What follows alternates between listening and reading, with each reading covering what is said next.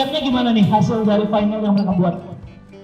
Ya, so ini salah satu kegiatan yang sebetulnya kita bisa bilang seperti hackathon. Nah, nggak tahu nih Bapak Ibu tahu nggak asal istilah hackathon?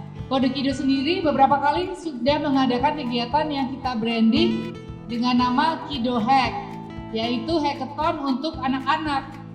Jadi di dalam hackathon itu memang konsepnya seperti yang kita lakukan hari ini, bahwa peserta mulai dari nol dalam diberi waktu entah 2 jam, 3 jam, kalau yang untuk biasanya hackathon yang untuk mahasiswa sih bahkan mereka menginap gitu ya, 24 jam atau 48 jam.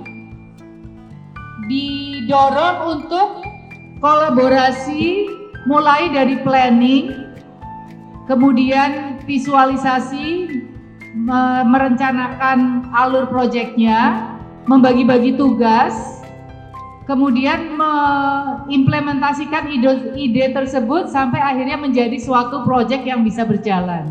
Nah, itu kan kebayang kalau kita harus melakukan semua itu, dan ternyata anak-anak ini bisa dalam waktu 2 jam. Hebat sekali ya. Saya speechless karena menurut saya mereka membuat sesuatu tuh yang di luar yang bisa. Kalau kita ngomongin 17 Agustus sebenarnya banyak banget ya. Tapi ada yang kayak tadi si Eza ya. Saya ingat antara apa tadi yang misalnya apa hubungannya gitu ya. Justru apa yang dibuat hubungannya daripada makna yang dia bikin gitu. Oke Miss, kalau lihat dari pelatihan, kompetisi, harapannya seperti apa untuk anak-anak yang ada di Palembang, dan juga secara umum sebenarnya coding ini apa sih manfaatnya buat orang banyak ke depannya? Ya, saya ingin mengulang lagi yang kami sampaikan pada waktu pembukaan, bahwa coding ini adalah bahasa. Ya, coding ini adalah bahasa untuk bisa berkomunikasi dengan teknologi, dengan komputer yang ada di sekitar kita.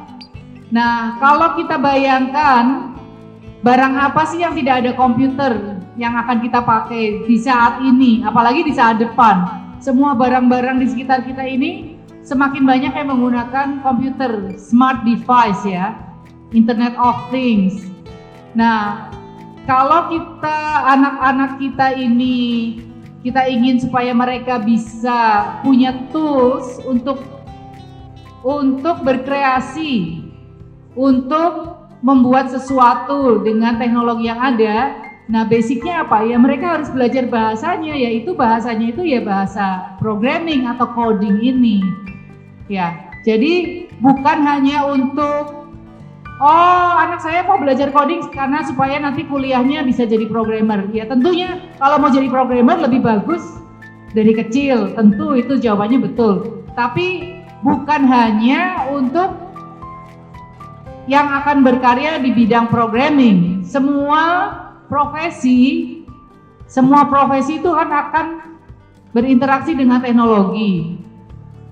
Basicnya apa? Ya basicnya program coding ini. Iya. Coding is ya sangat penting lah untuk masa depan ya Miss. Kalau lihat anak-anak di sini dengan Silicon Valley di Amerika, kalah nggak sih anak lokal sama anak Amerika? Nah, iya betul. Itu sebetulnya salah satu kenapa Miss membuka Kodekido ini di berbagai negara, berbagai lokasi di Indonesia ya, karena kita ingin sekali tuh melihat anak-anak Indonesia diberi kesempatan yang sama ya.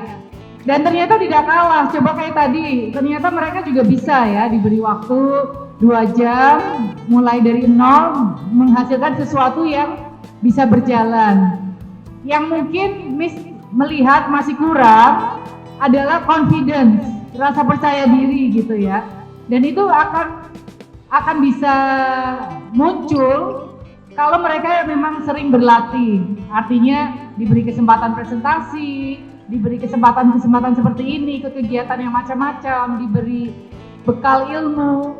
Nah, kalau dengan itu mereka bisa confidence dan bisa mempresentasikan hasilnya, membangun juga skill-skill komunikasi itu yang masih agak kurang gitu. Biasanya anak-anak Indonesia agak malu-malu gitu aja sih.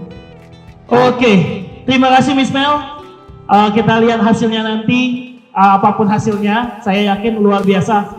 17 anak ya, SD 10, SMP 7, mereka udah tunjukin yang terbaik 2 jam. Bismillah, silakan istirahat dulu, sembari nanti kita tunggu hasilnya ya, Bapak Ibu.